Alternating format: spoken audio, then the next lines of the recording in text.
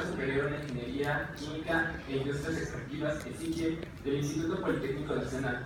Obtuvo su doctorado en Ingeniería de Procesos Siderúrgicos por el Instituto Max Planck de la Universidad Técnica de Karlsruhe en Alemania.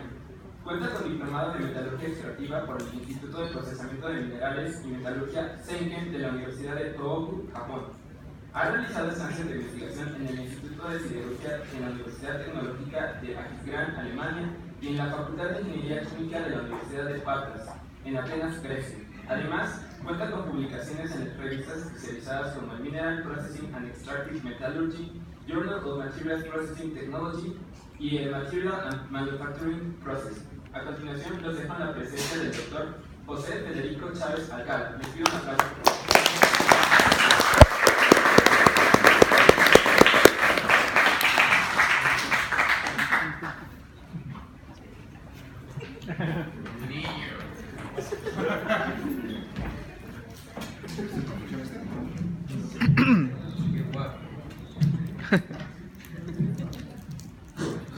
¿Sí funciona? ¿Sí me oyen?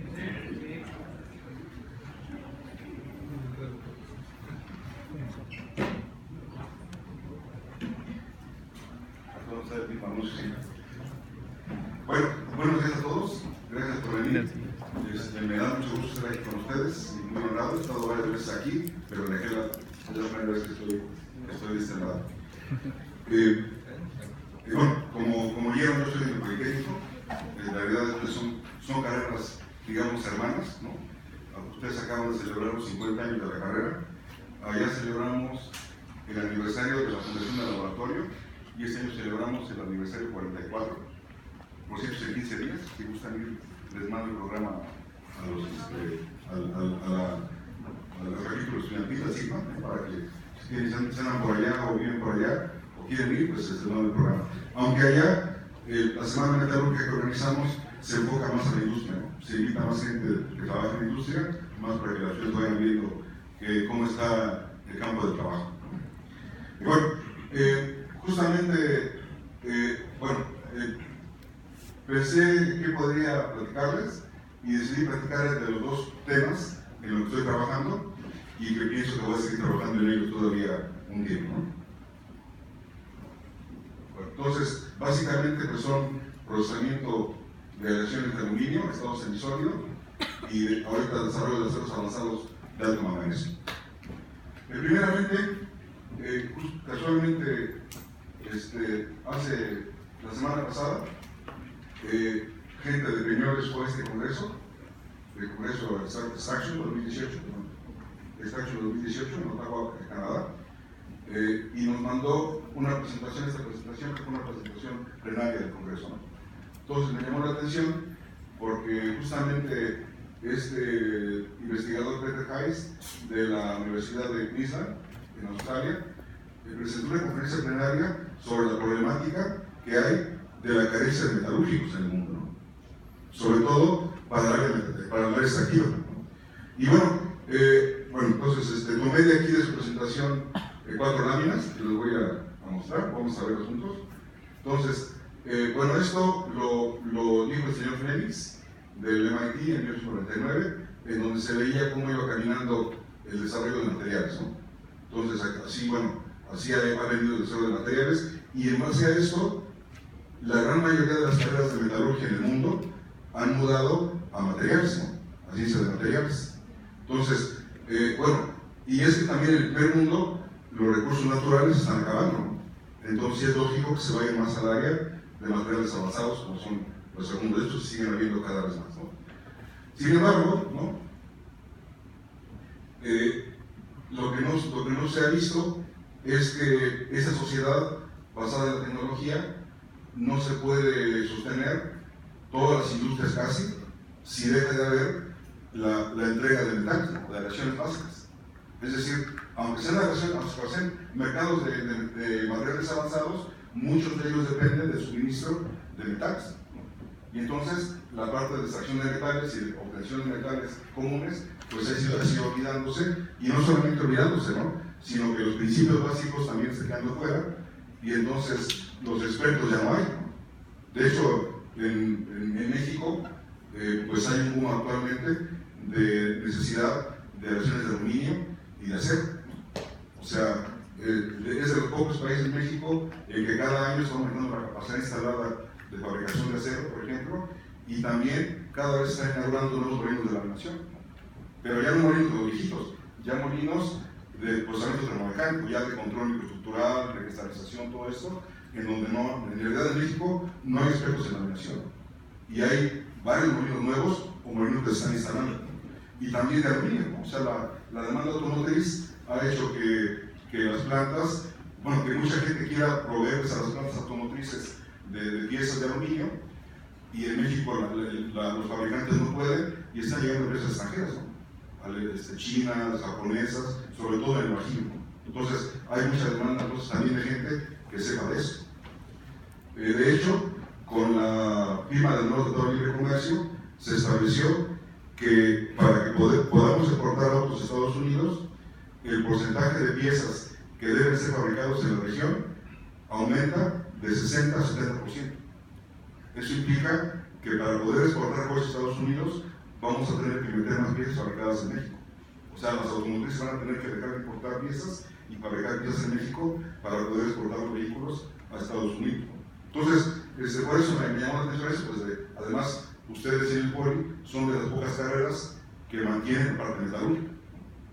De hecho, no han sabido ustedes, pero hablábamos de que nuestro laboratorio cumple 44 años, su carrera cumple 50 años.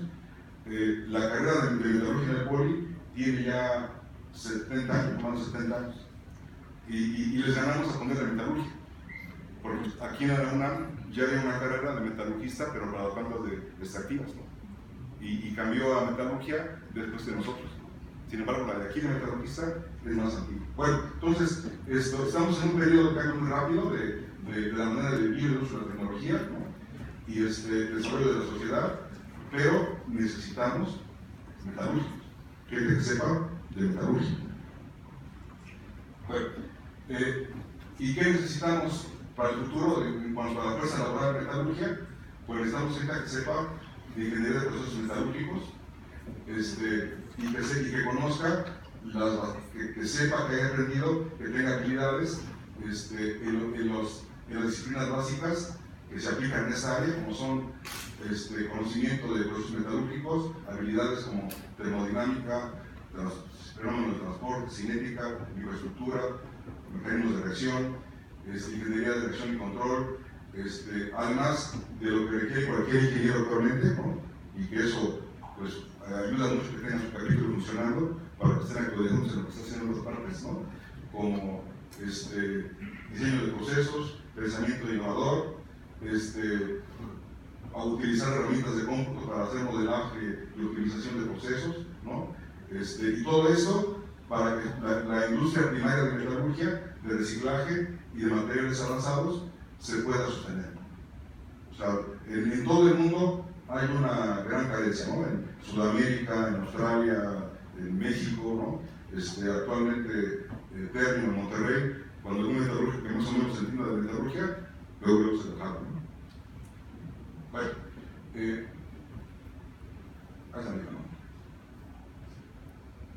bueno, entonces vamos a empezar con los temas que quiero presentar. Bueno, uno de los temas es el procesamiento de aleaciones de aluminio en estado semisólido, es decir, estoy trabajando en uno de los metales base que tienen gran demanda actualmente, ¿no? aunque parezca muy convencional, que es el aluminio. Entonces, a estado semisólido, en algunas partes se le conoce como S2P, ¿no? Procesamiento semisólido. Bueno, primero les diría que, bueno, las aleaciones, principalmente en el caso que estoy trabajando yo actualmente, las aleaciones aluminio-silicio, ¿no? Tienen aplicaciones muy amplias automotrices, ¿no? Por ejemplo, el monobloc,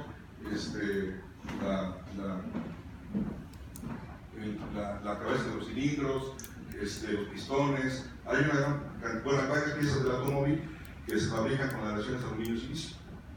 Esas propiedades de estas aleaciones todavía se siguen mejorando, se pueden mejorar, básicamente a través de nuevas aleaciones con pequeñas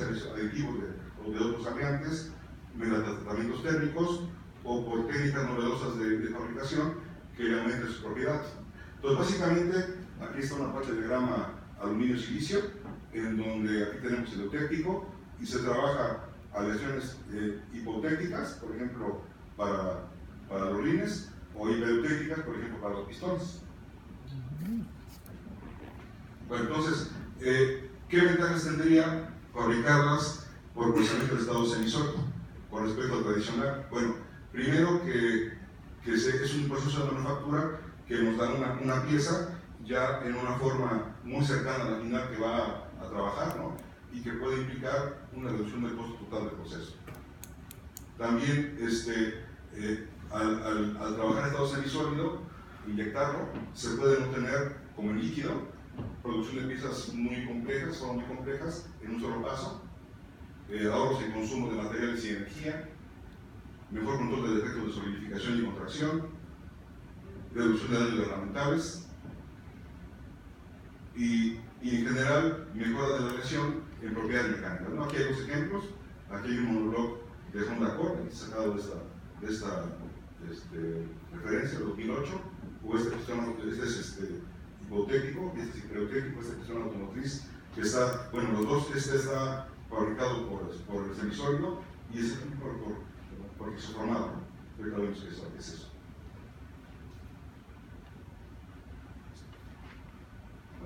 Este está isoformado y ahorita vamos a ver qué es eso. Bueno, entonces, la inyección a alta presión de aleación 380, que es la que más se usa, ¿no? Que tiene un concepto de silicio, es el más común de alto rendimiento de los componentes ligeros, y está tratando de sustituirse con estas aleaciones que tienen un poco menos de silicio, pero por procesamiento por recolado se pueden alcanzar propiedades semejantes que permiten que se pueda usar, ¿no? Entonces, la gracia de usar estado semisólido es que en vez de tener, a ver si me acostumbran a hacer ahora, en vez de tener una estructura dendrítica que tiene varios problemas en cuanto a propiedades, ¿no? Se obtiene la aleación primaria, la fase primaria que aparece, se redondea.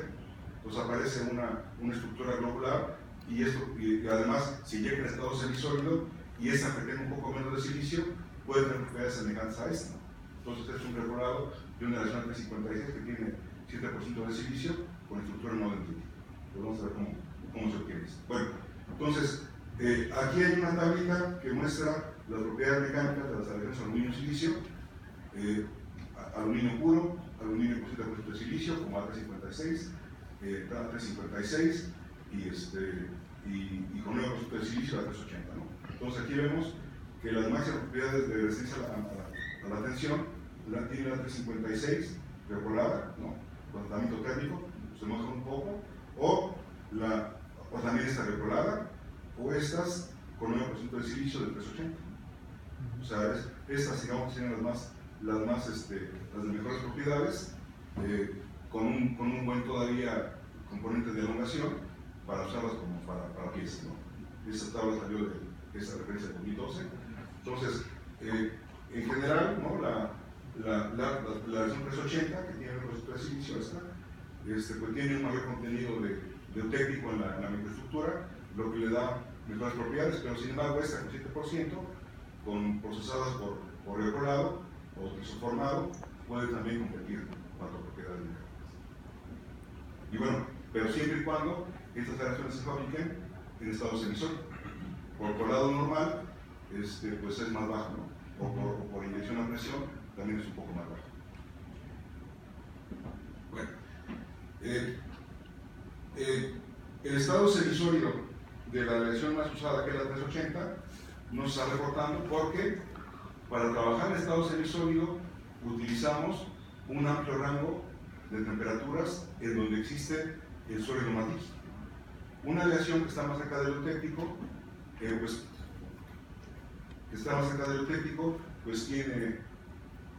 tiene más problemas porque tiene un rango muy pequeño de trabajo y se puede solidificar, ¿no? En el camino. Entonces, ese es el problema de la 380, aunque en ese trabajo que voy a presentar ahorita estamos trabajando también tratando de manejar esta en estado semisólido, ¿no? Y aquí está en la temperatura a la que se conforma la salivación, ¿no? O sea, arriba del punto de fusión. Bueno, entonces, ya hablando mucho de semisólido, ¿qué es eso? ¿No? Bueno, pues entonces, las aleaciones pues tienen una temperatura líquidos, una temperatura sólidos y temperatura ambiente, ¿no? Entonces, el isoformado consiste en que la aleación se funde y cuando solidifica, de alguna manera, por ejemplo con un campo magnético o con agitación, se rompe la dendrita para que forme esferas, se enfría a temperatura ambiente y cuando se va a inyectar, se tiene que volver a calentar y se inyecta, ¿no? En estado semisólido, aquí en el rango de líquido más sólido. Y el regulado, que es el que estamos trabajando, consiste directamente del líquido, enfriarlo al estado semisólido y aquí directamente inyectar, ¿no? Entonces digamos, es más fácil porque parte de una barra ya sólida, se calienta a una temperatura en la que está en estado semisólido y se inyecta. Y aquí tiene que ser desde que esté enfriando. O sea, requiere un poco más de control, pero es más barato el proceso. Bueno, aquí está el jorado existe desde hace 3000 años antes de Cristo, el semisólido apenas desde 1973, deformado en caliente pues también desde 1000 años antes de Cristo y en frío pues también desde antes de Cristo, ¿no? Bueno, aquí están mostrados los procesos más en forma gráfica. En el isoformado, decíamos, se agita el líquido para cuando solidifica, para que forme estructura globular, después se va a temperatura ambiente, se calienta y esta pieza está en estado semisólido. Es decir, para manejarlo se comporta como si fuera sólido, pero cuando se deforma o se inyecta, se comporta casi como si fuera líquido. O sea, la herramienta se gasta poca energía, ¿no? Que es otra cosa que hay que mencionar. El conformado mecánico es un proceso muy caro. Se gasta mucho dinero en conformar las piezas en caliente porque requiere alta potencia de las máquinas, ¿no? Mucho desgaste de herramientales. Y el reformado, decíamos, que simplemente se funde, se controla la temperatura que llega a esa misma temperatura en estado semisólido y se deforma o se inyecta. Bueno, aquí hay algunos ejemplos en donde se aprovechan ese estado para fabricar diferentes piezas automotrices o de diferente tipo, ¿no? De aleaciones de aluminio o de magnesio, para hacer carcasas, por ejemplo, inyectando aleaciones de magnesio en estado semisólido. Y lo que ocurre es esto, ¿no?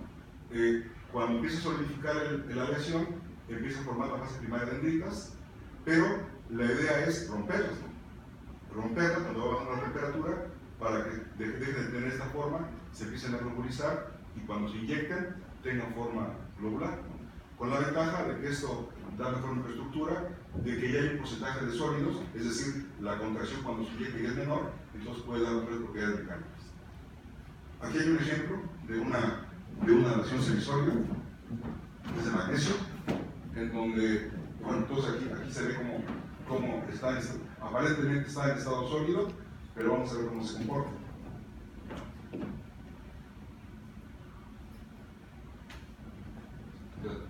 Entonces, aparentemente está sólida, pero se comporta como si fuera pues, casi líquido, ¿no? Y pues es una reacción de magnesio. Este video lo hicieron alguna vez ahí en Alemania, en se hizo viral. Bueno, otra cosa que también voy a mencionar más adelante es que también actualmente se está usando mucho el estroncio como variante, ¿no?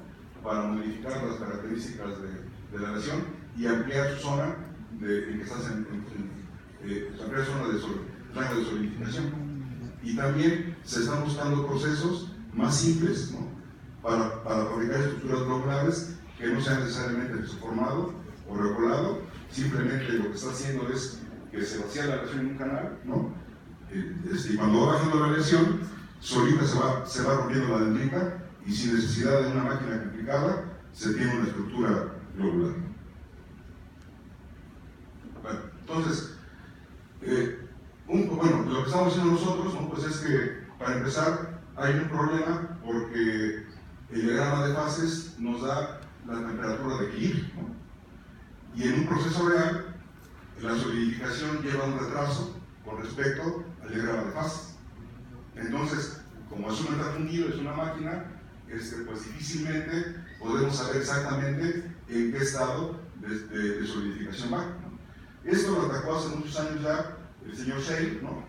En donde hizo algunas ecuaciones para predecir la temperatura real en la que una aleación va solidificando, que se sale, decíamos, de lo que marca el diagrama de fase de equilibrio.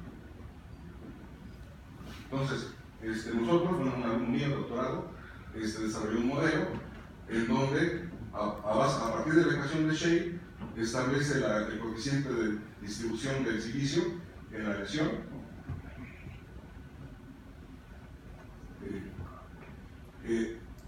Con las ecuaciones de Shale, ¿no? Calcula el contenido de silicio en la fase sólida alfa, el contenido en la fase líquida, y en base a eso relaciona directamente solamente el coeficiente de partición con la temperatura. O sea que nosotros solamente, conociendo la temperatura, podemos predecir el coeficiente de partición que nos dice cuánto va de sólido, ¿no? La solidificación. Entonces, con estas serie de ecuaciones, nosotros podemos predecir la temperatura real de solidificación en esta zona ya abajo del técnico, para poder establecer en dónde vamos, en qué momento vamos a quitar la temperatura y en qué momento vamos a añadir. Entonces, esa es el primer trabajo, ¿no? Aquí, por ejemplo, están las aleaciones típicas que mostraba, aquí están las temperaturas reales, ¿no? Calculadas, y estas son las temperaturas que marca el diagrama de fases, que se tiene 0.3 en el diagrama de la cuestión sólida. Entonces hay una diferencia, ¿no? Entonces esto se puede predecir directamente viendo la temperatura con el modelo.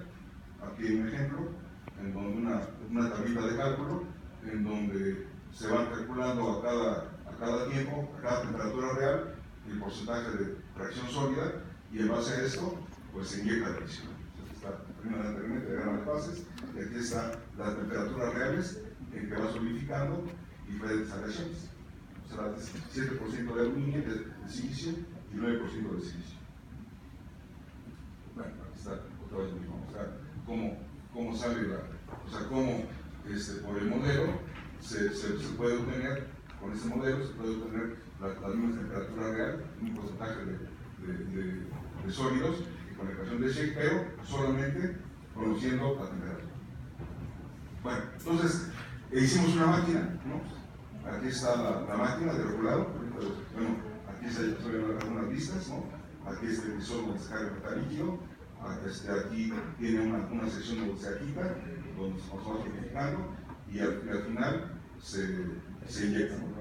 Aquí es una vista también de la parte del pistón, una vista de otro lado, ¿no? Aquí está el molde que tenemos en la máquina, el cual al inyectar el metal semisólido llena el molde, ¿no? Este es lo que hacen. O sea, la máquina nos ayudaron a hacerla unos alumnos de mecatrónica del Poli, ¿no? De hecho, se titularon con ese proyecto, en donde, pues aquí es la secuencia de lo que ocurre. Aquí está el visor que se tiene que mantener un poco caliente para calentarse, para que no se quede tan rápido la lesión. Este visor de acero va a una sección, a un estado donde entra a un sistema de agitación, sube, ya que se llega a la temperatura adecuada, el porcentaje de sólidos baja y va a la parte de inyección, se inyecta, ¿no? Y regresa ya a su posición normal para una siguiente curva. Entonces, lo que hace la máquina. Bueno, entonces, en base al modelo, pues se calculan para cada aleación los parámetros adecuados de trabajo, incluyendo los valores de viscosidad, ¿no? Y aquí hay un pequeño video donde se ve la máquina cómo funciona, ¿no? Entonces ahí se ve.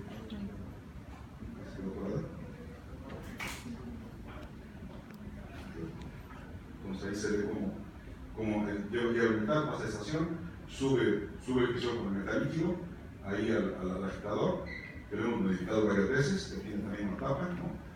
Ahí para que no se aplique nada. Funciona el motor de regreso.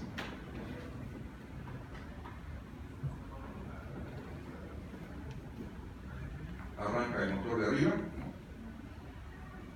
o sea, entra el crisol en el agitador, se pone ese calentamiento con gas, la temperatura baja lentamente, arranca el motor de agitación, se agita el metal mientras está solidificando, ¿no? Se va midiendo la temperatura con un termómetro que está colocado aquí en el crisol, ya que llega a la temperatura a la cual tenemos 0.3 de sólido más o menos, entonces se baja el crisol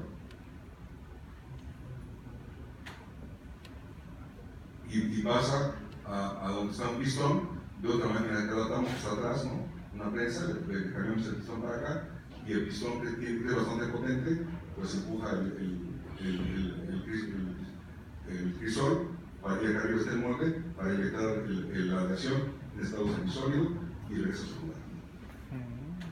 Bueno, comentaba con un compañero de ustedes que cada vez que hacemos pruebas en esa máquina, pues se van abordando los motorcitos, las bandas, qué sé yo. Entonces, pues no, lo que hemos hecho últimamente es que primero probamos el proceso, ¿no? Para obtener estado semisólido por fuera, o sea, sí agitamos por fuera, pero no inyectamos en la máquina, para obtener la estructura semisólida, y ya después, que todo salga bien, entonces ya no vamos a hacer la prueba en la máquina, ¿no? Además es mucho más barato. De hecho, la última vez que usamos la máquina, se movió la base del pistón, y cuando apretamos el botón para que regresara a su lugar, salieron botando los tornillos. Bueno, entonces, por ejemplo, aquí estamos usando una aleación con 7.5 de silicio, sin estroncio, y nos da una estructura dendrítica. Le adicionamos 50 partes por millón de estroncio solamente, ¿no? Agitamos, vaciamos, bueno, usamos un canal, les decía, este método, en donde al ir bajando la aleación y empezar a solidificar, el sólido se va rompiendo y se va descompusiendo solito. Y se obtiene esta estructura donde ya no es dendrítica, como alcanzan a ver. O si le metemos ya, bueno, es una 356, ¿no? O 380, ¿no? En donde también le ponemos estroncio, lo agitamos mecánicamente, lo vaciamos en algún tipo de molde, atmosféricamente, en molde permanente, y obtenemos estas estructuras regulares con la adición de estroncio y con un vaciado en un molde de incremento más o menos rápido. Entonces, ya que obtenemos esto, entonces ya sabemos que esto funciona y podemos ajustarlo en la máquina. Bueno, entonces, pues caracterizamos las aleaciones por microscopía de barrido, donde se puede ver la microestructura, cómo está la relación de componentes, el aluminio y toda la aleación, el silicio en el técnico y aquí en la fase primaria, ¿no? Los globos de aluminio, ¿no? El silicio donde se ubica, el aluminio. Y bueno, una aportación que tenemos ya es que esta aleación, decíamos, no se inyecta generalmente en estado semisólido porque es muy riesgoso, porque el rango de consistencia del líquido sólido es muy corto, ¿no?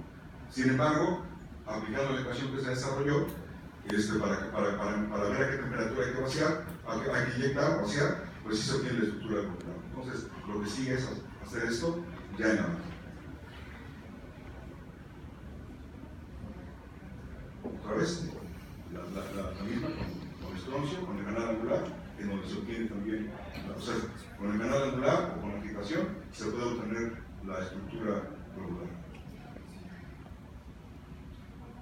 Aquí con alto desangramiento también se obtiene estructura regular. Bueno, entonces, de esta parte, pues les puedo decir que se diseñó y se construyó el equipo, ¿no? A nivel laboratorio, para producir relaciones de estado semisólido y comportamiento isotrópico, es decir, ese comportamiento que vimos en el primer video, ¿no? Por agitación mecánica y en un crisol de 1.75 kilos de aluminio, ¿no? Con el modelito que se hizo, se puede calcular el coeficiente de partición solamente en la región semisólida, solamente con el valor de la temperatura, ¿no? Midiéndola continuamente, se calcula y se puede tener exactamente las condiciones de solidificación en un equilibrio basados en la ecuación de Shannon. Eso permite pues, el control del proceso, como vimos en las últimas litografías, ¿no? El estroncio obviamente tiene un efecto muy fuerte, modificando la estructura dendrítica de la fase alfa aluminio a una forma irregular, al aumentar la velocidad de enfriamiento, y la modifica no dendrítica, ¿no? Al aumentar el contenido de estroncio 100 partes por millón y la excitación mecánica, ¿no? Y bueno, obtuvimos entonces pues, la reacción 380 o con 9% de silicio en forma globular o esferoidal, lo cual pues no se tiene reportado hasta ahorita, ¿no? Bueno,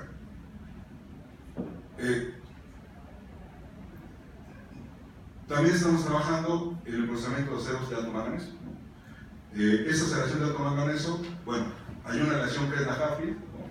que también se parece a estas, que es muy antigua, ¿no? El señor Hadfield en Inglaterra la inventó del siglo XIX, ¿no? Y se sigue usando, pero pues actualmente ya hay nuevas aleaciones con alto manganeso, ¿no? El manganeso alto manganeso tiene varios problemas, ¿no? Tiene mucha tendencia a la segregación, una temperatura más baja, tiene una conductividad térmica todavía más baja que el acero normal, ¿no? Tiene alta tendencia a formación de inclusiones no metálicas, absorbe nitrógeno de la atmósfera, forma nitruros, ¿no? Entonces, generalmente, estos aceros modernos, ¿no? Se ven muy bien, pero no se pueden fabricar todavía por colada continua. Se fabrican actualmente por llenado de lingotes, y bueno, los que fabrican lingotes de alta calidad lo hacen por llenado por debajo, ¿no? Bueno, aquí está una gráfica que han de conocer, en donde se ve el desarrollo de los tipos de acero, cómo va aumentando su resistencia, va bajando un poco la elongación. Entonces, estamos hablando de los aceros Tribituib, ¿no? Que tienen una resistencia bastante alta, ¿no? Bastante alta, y también una buena elongación. Entonces, aquí todos los aceros avanzados, modernos, pues hay de diferentes tipos, ¿no? De doble fase, del trip, de fase compleja, frenéticos vaníticos, de twip, parcial inducida por McLeod, de triple parcial inducida por transformación magnetística, acero para formado en caliente, formado final tratable térmicamente. Entonces, estamos hablando de límites elásticos ya bastante altos, ¿no?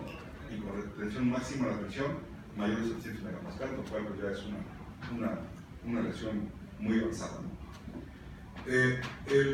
Estos efectos de Tribituib se le ocurrieron al señor Fromayer, ¿no? Alemán, ya murió. Por ahí de 2000 él propuso estas aleaciones, ¿no? Con esos contenidos de manganeso, silicio y aluminio, que tienen bajo contenido de carbono, relativamente, que tienen este tipo de propiedades. Entonces, realmente es un genio, o sea, cómo se le ocurrió que pudiera tener estas propiedades, y bueno, sacó varias composiciones y actualmente pues, se siguen desarrollando más, y es lo que estamos haciendo, ¿no?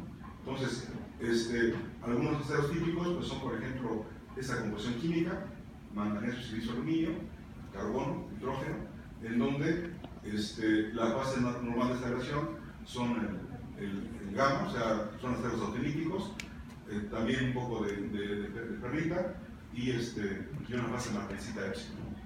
Cuando se deforma, pues prácticamente tienen la misma, ¿no? El que tiene Tribituib, ¿no? Además también composición parecida, no tiene la fase alfa, y genera otro tipo de magnesita alfa. O otro, que es clorostenita, antes y después de la. Entonces, el efecto TRIP, ¿no? Pues es un efecto muy interesante en donde pequeñas cantidades de austenita retenida en martensita se inducen a martensita cuando se deforman, ¿no? Y eso permite definir el tamaño de grano, una distribución homogénea de las fases, y se puede obtener un fuerte endurecimiento y además una buena elongación de la lesión. El otro es el Tribituib, ¿no? En donde también son austeníticos de alto manganeso, alta resistencia mecánica, buena ductilidad, y esto junto con otros elementos, aluminio y silicio, reducen la energía de falla del apilamiento, lo cual genera que cuando el material se deforma en frío, genera magmas y se endurece. Entonces, aquí en vez de aumentar la resistencia cuando se deforma y luego caer, sigue aumentando la resistencia a un porcentaje alto de deformación. Bueno, entonces aquí están algunas microestructuras reportadas. de cómo son esos aceros austeníticos y cómo aparecen las maclas, cómo aparecen las maclas, que son estas rayitas. O sea, uno ve la microestructura y ve rayitas y no sabe qué es, pues pueden ser maclas o pueden ser martencitas, ¿no? De hecho, el desarrollo de estos aceros requiere un trabajo metalográfico cuidadoso para poder ir viendo realmente qué es lo que se está formando, ¿no? En qué condiciones. Bueno, entonces, también estos aceros TWIP pues tienen tendencia a formar varias fases, ¿no? Que son nocivas. Entonces, pues es un problema fabricarlos, porque luego se ponen fases indeseables que bajan sus propiedades, ¿no? Bueno, nosotros los fabricamos, entonces los fabricamos, o sea, en un laboratorio como el de ustedes, ¿no? En una dilución de 50 kilos, claro, lo fabricamos menos de 50 kilos. Lo que hicimos para tratar de cuidar la limpieza es trabajar todo el tiempo con una escoria protectora de la atmósfera, ¿no? Lo usamos, lo vaciamos, los que les voy a presentar ahora, lo vaciamos en moldes cilíndricos en verde, ¿no? Moldeados en arena, y mandamos a hacer una lingotera que no lo hemos usado, pero también de llenado por debajo, ¿no? Usamos acero bajo carbono normal, pero silicio, aluminio puro, manganeso electrolítico, y bueno, las que voy a presentar no tienen microaliantes, pero también se pueden usar microaliantes. Y entonces la secuencia es pues hundir el acero de carbono, decarburar, ¿no?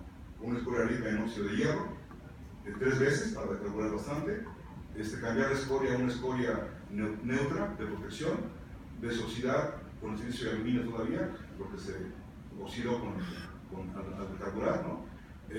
Adicionar el magnesio electrolítico, ajustar, desoxidar un poco, por lo que puede traer de impurezas del manganeso o de óxido, se desoxida